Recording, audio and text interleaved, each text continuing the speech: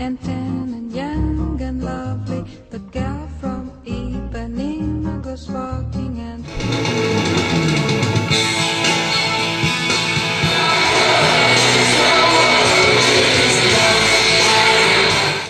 in today's video, I'm going to debunk the Olympics. But don't get me wrong, I was a fan of the Olympics for a long time. See, for a longer time than I've owned this shirt. And I'm not actually going to be roasting Rio, the city. Matter of fact, I got a small tribute at the end of this video from when my favorite band was there. Now this video is going further out of my channel's range of topics, but there's a good reason I'm doing this video. This video is a must-see right to the end. It's just one of those videos you're glad you watched, and that I'm glad I made. I've been a fan of the Olympics since '84, when the Olympics was in my hometown here in California. I even saw some of it live in my neighborhood. Totally cool.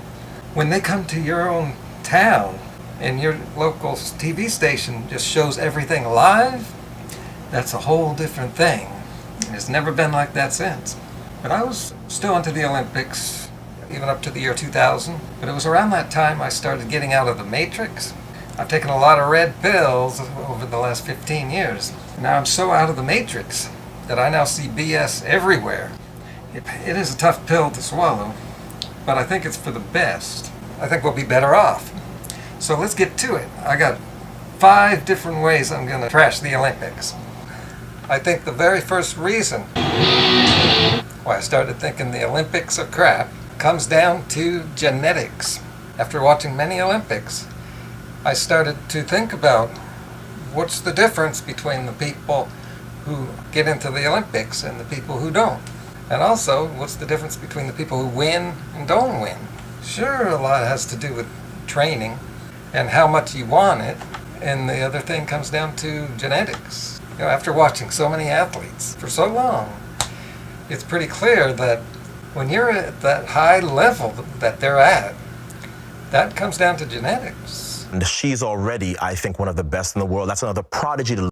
And it's an event that the United States has never won. And it usually favors athletes who have figured it out over years and years and years. And this young girl has come here and made the U.S. Olympic team in 3rd at 16 years old. Just about no one could get to the level that these people are at. Oh, that just reminded me of another thing. I was thinking while I was preparing this, is there only 5? I thought I had more. There's one from the 2008 Olympics that irritated me. This Michael Phelps guy comes out and just starts blowing records away. And I heard one of the commentators say that he's built like a fish. And he was just blowing every record away, including, this is what really irritated me, he topped the Olympian of the century. That's Carl Lewis, who's a vegan. He had the record of 10 gold medals. Well, it's easy to beat that if you're in swimming, which hands out a lot of medals. He just was in a whole bunch of stuff, and you're built like a fish. Then it happens like that. And for those of you in my vegan community, that was just before I got into this community. 2 weeks after, and in subsequent months there was talk about Michael Phelps. Irritation over the fact he says he eats 12,000 calories a day. 12,000. And I made this prediction back then that after many years of stuffing himself with chocolate chip pancakes and other junk, that this would be his 15 minutes of fame. He wouldn't be in the next Olympics. And he was. Even after the marijuana stuff, you know, it just doesn't matter. He has the genetics. And when you're young, well, that's another thing. The athletes and young people, they can get away with bad eating that athletes are famous for. And now he's back a 3rd time. And I just have to fast forward through all that. Yeah, I've got a DVR, and I'm mostly watching on the DVR, so I'm fast forwarding through a whole bunch of stuff, and I'm seeing a whole bunch of bullshit. Okay, reason number 2, the Olympics suck, is because long ago, 80s, maybe 90s, the networks used to share the Olympics. I don't know if I need to explain network. Back then it was ABC, CBS, and NBC. They used to rotate. Then NBC bought the Olympics. And they fucked it up a little bit in the 90s. And they started listening to complaints. Right now, we have a situation where, see, I've mentioned this before in my videos. Any coverage, any footage from NBC, YouTubers try to make videos, footage. We got to be careful of. They're real butt fuckers when it comes to copyright. There's Viacom. There's even my favorite band. So the clips we use have to be real short, which you'll notice here. NBC is just a major butt plug. And speaking of butts, do you sense a montage coming up? This is the games of the sexed up Olympiad. So like I was talking about the 90s, ratings were down for the Olympics. And I feel that the Olympics would have faded away to at least cable television by now if it wasn't for certain tactics that they use to try to get more viewers. And like you might know from YouTube, when people try to get more viewers, the substance of their videos tends to go down. Have you noticed all the newer sports coming in to the Olympics? Some sports, I don't know if they belong there, trying to appeal to young people. You got to bring in the young people. So you got snowboarding, and here I'm making the claim that they are using sex to increase viewership. And I feel there's like one or two sports there that wouldn't have made it into the games if it wasn't for the outfits. Now I know what some of you are saying. Well, legitimate sports like swimming, well, they gotta wear swimsuits. And there's plenty of sports where you just have to wear tight spandex and they have to. I could sit here just trying to describe exactly why it goes past necessity, but I think it's better if you see it for yourself. All these clips were from this year's Olympics, off my DVR. Young has some unique talents that we don't see much with divers at this level. A huge talent, but had a little difficulty transitioning to. And this is a play where even Kerry Walsh Jennings and April Ross in action on the Copacabana sand.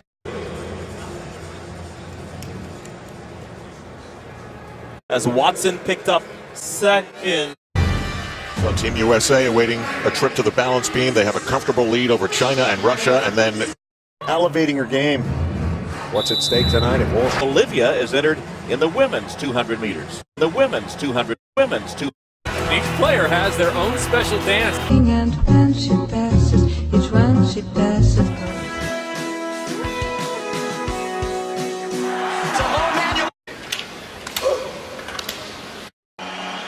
This just earlier back in the warm-up pool, Michael Phelps congratulating Katie Ledecky on her. Cheering for each other.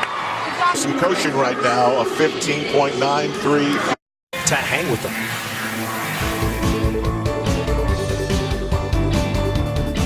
A U.S. sweep. She's made the right decision. Should be sparkling. The three medalists from London, including champion. On her neck, as you saw it, Tim. I sort of got the feeling, yeah, maybe. Passing trouble with big Ball cuffed it into the net. And it's not easy, right? You're kind of not easy, right? You're is getting the more we stay together, the more we coming up. Incredible rally, won, but it's really not an upset. Brazil ranked number 2.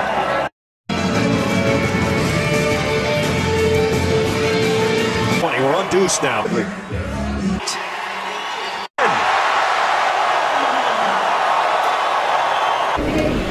They do have their best scoring dive. Band or DJ? So the first person Are you still not convinced? Well, consider this. With beach volleyball, they air the women more often, for reasons I've already laid out. But with swimming, they showed the men more often. And here's my theory, why they don't show the women more often. Now here's a reasonably attractive female swimmer we've been seeing a lot. Now look what happens when she puts on the swimming gear. It just doesn't work out so well for the women as opposed to the men. Now these outfits really aren't necessary, and how they're wearing them aren't necessary. This whole sport isn't necessary. We already have a volleyball. The way things are going, soon they'll be playing this in the nude. Oh look, here's vegan April Ross already training for it. Okay, next up is money. Now this is kind of like genetics. The more money a country puts into their athletes for training, or maybe even paying their way through life, which I think some countries do, socialist, communist countries, more money equals more medals and more prestige for their country. This is why most of the rich countries get the most medals. It's ours, USA and China and Russia. And there's another thing that kind of fits in here, is back maybe 20 years ago or so, when they started letting professional athletes into the games. Young people might not realize there was a time when the Olympics were just for amateurs. Because when you turn pro, that means you earn your living doing it, and you can just do that all the time. And you have an advantage over people who have to work a real job. They first did this with basketball, I think. I remember the Dream Team. We were seeing all the great basketball players, 7 feet tall, playing against 5-foot Venezuelan guys who looked like kids. It was pretty embarrassing. And another thing, who is choosing these cities that get the Olympics? In '96, Atlanta, Georgia, USA, got the Olympics. How did that happen? And now Rio has it. Well, sure, Rio has always been a good travel destination, but as we heard, Rio was having a lot of problems getting ready for the Olympics. Now I want to segue back around to that by discussing the news coming out of the Olympics about the 4 swimmers who say they were robbed, but the Rio police say they are lying. The Rio police have actually kidnapped 2 or 3 of these swimmers and are holding them. They were on a plane trying to get back to the United States. Take a look at these news clips.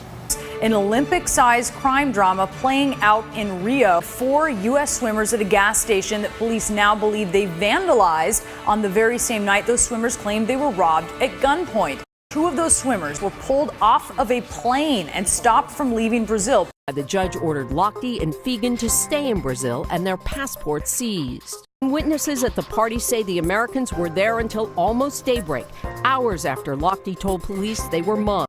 We're getting some new details right now. This is the Brazilian side, Brazilian authorities, who have long wanted to maintain a clean image.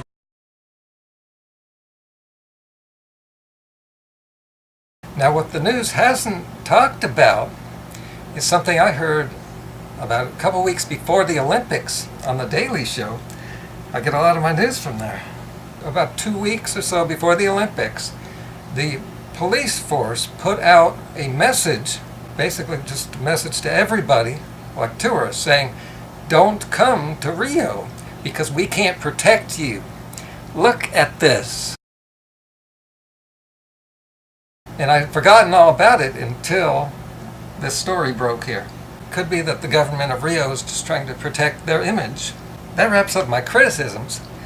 And now for something good about Rio. Of course, this was back in 2002 when this concert came out. My favorite band went to Rio for the first time. When this came out, this blew me away. I'd never seen anything like this. The audience of Brazil made this DVD the most exciting thing I'd ever seen. This was basically my first glimpse into the people of Brazil. And when I heard that the Olympics were going to be in Rio, this is the first thing I thought of. And I knew it was going to be good. At least the opening and closing ceremonies. The other really cool thing is when I was watching the opening ceremonies, the commentators were talking about the stadium. And that got me thinking about this and how in here they mentioned that they are playing these huge stadiums where soccer is played, legendary soccer matches. And that got me thinking. I wonder if they possibly played the same stadium. But I was thinking that'd be too good to be true. So I looked it up on the internet. to see which stadium they played and how close it is to this Americana stadium in the opening ceremony. I was stunned. It's the same stadium. So when you watch the closing ceremonies on Sunday, Americana Stadium is the same stadium that Rush was playing in during this huge concert. Bring on the clips.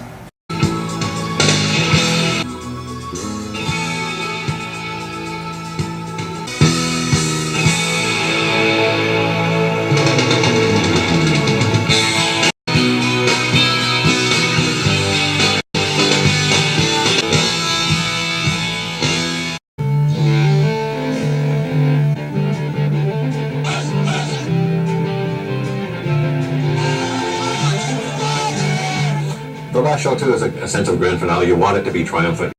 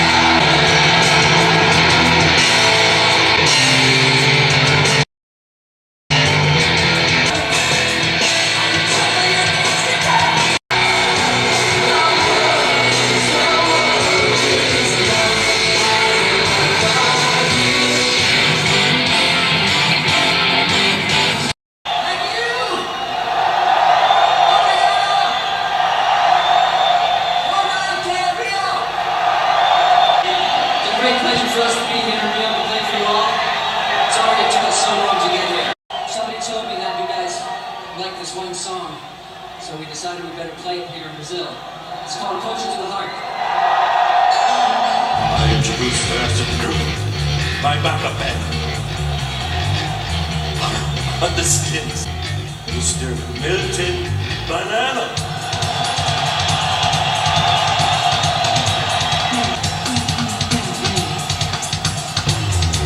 On the bass guitar, that guy from Ipanema.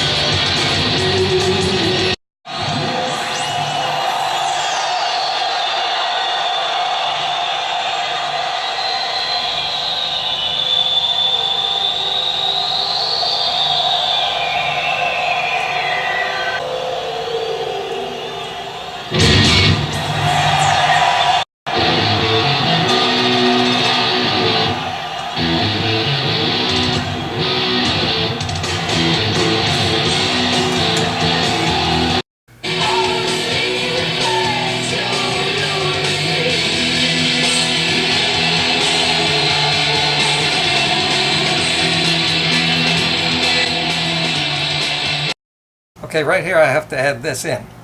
Okay, Rush is about to play their infamous instrumental song. The song goes back 30 years, and I had never heard anyone singing to it. It's got no words to it.